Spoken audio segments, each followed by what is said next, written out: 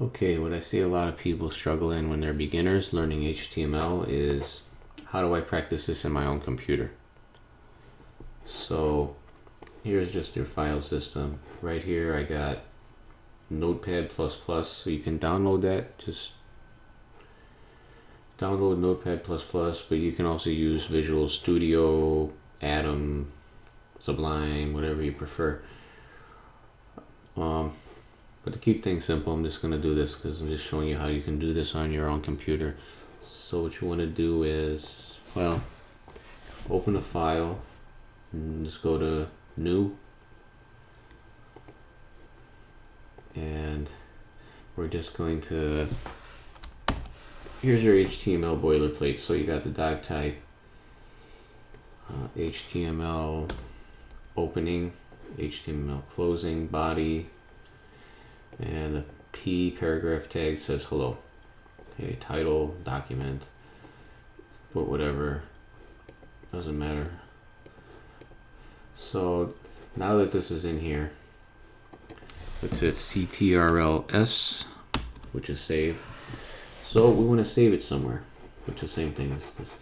So let's save it to, where's desktop? To desktop. Let's call it new .html. It's important to put .html at the end there. So just hit save, and there you go. Now you'll get some kind of coloring within your code since it's saved.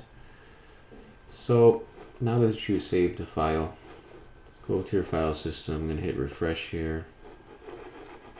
Just remember where you saved it. So you saved it into desktop. And here's your file, new HTML. It's already in there. So just hit it twice, click on it, and boom, hello. And that's it. You made an HTML. Now you can practice what you learn. Put things in there. H1, hello.